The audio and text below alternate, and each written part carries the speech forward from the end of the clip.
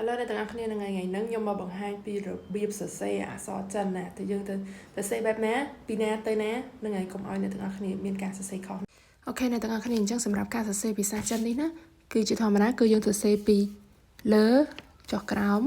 ពីឆ្វេងទៅស្ដាំមែនណាហ្នឹងហើយអញ្ចឹងយើងសួរថាពីលើចុះក្រោមពីឆ្វេងទៅស្ដាំហ្នឹងបើសិនជាពេលណាមួយគឺវាបុកគ្នានឹងហើយវាជួបគ្នាអញ្ចឹងអាណាសំខាន់ជាងអាហ្នឹងគឺភាគច្រើនអ្នកទាំងអស់គ្នានិយាយភាគច្រើនណាពីលើចុះក្រោមសំខាន់ជាងអូខេអ្នកទាំងអស់គ្នាឥឡូវខ្ញុំមកសរសេរពីឆ្វេងទៅស្ដាំអ្នកទាំងអស់គ្នាមើលមកឥឡូវខ្ញុំសរសេរពាក្យដែលពួកយើងអាសារៀនជួបនេះចុះមើលឃើញថាអក្សរដែលខ្ញុំសរសេរហ្នឹងពីឆ្វេងពីលើចុះក្រោមពីឆ្វេងទៅស្ដាំមែនអត់ឃើញអត់អ្នកទាំងអស់គ្នាគ្រប់បិចគឺសុទ្ធតែពីលើចុះក្រោមពីឆ្វេងមកស្ដាំទាំងអស់អូខេឥឡូវយើងឧទាហរណ៍ថាបើសិនជាអក្សរមួយហ្នឹងមានពីឆ្វេងផងហើយនឹងមានពីលើចុះក្រោមផងអាណាសំខាន់ជាងអញ្ចឹងអ្នកទាំងអស់គ្នាត្រូវចាំថាគឺពីលើចុះក្រោមសំខាន់ជាងហ្នឹងហើយអាហ្នឹងក៏ខ្ញុំអត់និយាយ 100% ដែរក៏វាមានករណីលើកលែងវាអាចនឹងមានករណីលើកលែងដែរអ្នកទាំងអស់គ្នាប៉ុន្តែភាគច្រើនគឺពីលើចុះក្រោមសំខាន់ជាងអូខេឥឡូវខ្ញុំឧទាហរណ៍អ្នកទាំងអស់គ្នាឧទាហរណ៍ថា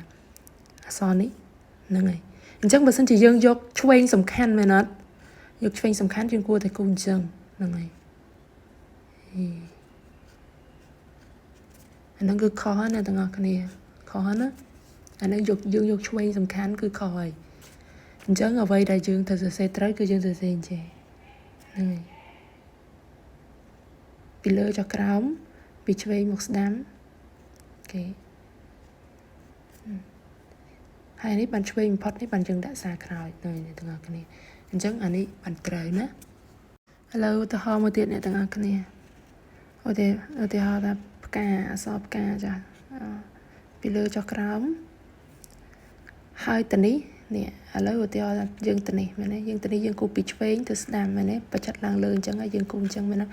ខុសហើយអ្នកទាំងអស់គ្នាខុសហ្នឹងហើយអញ្ចឹងអ្វីដែលយើងសរសេរឲ្យត្រូវគឺយើងសរសេរអញ្ចឹងណាអូខេយើងសុខចិត្តប្រកាន់ពីស្ដាំក៏បានដែរឲ្យតែលើហ្នឹងហើយយើងសុខចិត្តគូអញ្ចឹងមកវិញហ្នឹងហើយអានេះបានត្រូវអ្នកទាំងអស់គ្នាអូខេអ្នកទាំងអស់គ្នាអញ្ចឹងសម្រាប់ការរៀនអក្សរចិនហ្នឹងខ្ញុំគិតថាអ្នកទាំងអស់គ្នាប្រហែលជាស្មុគស្មាញណាពេលដែលអ្នកទាំងអស់គ្នាត្រូវគិតថាអូព្រានណាអូអាណាមុនអាណាក្រោយមែនអ្នកទាំងអស់គ្នាតែបើសិនជាអ្នកទាំងអស់គ្នាចាំអ្វីដែលខ្ញុំបរៀននេះហើយគឺដឹងតែលឿនមកអ្នកទាំងអស់គ្នាទោះបីជាខ្ញុំនិយាយថាអូ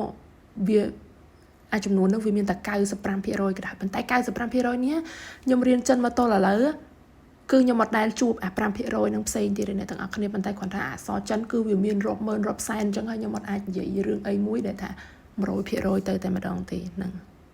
អូខេអ្នកទាំងអស់គ្នាសម្រាប់ការសរសេរនេះខ្ញុំឃើញអ្នកដែលគាត់ចែករំលែកវីដេអូបរៀនចិនឬក៏អីក៏គាត់មានការសរសេរខុសដែរអ្នកទាំងអស់គ្នាអញ្ចឹងពេលដែលអ្នកទាំងអស់គ្នារើសគ្រូរៀនឬរើសវីដេអូរៀនអានោះវាសំខាន់ណាស់អ្នកទាំងអស់គ្នាយើងត្រូវមើលឲ្យច្បាស់ណាអូខេអ្នកទាំងអស់គ្នាអញ្ចឹងសម្រាប់វីដេអូនោះសូមដល់ត្រឹមហ្នឹងបាយបាយ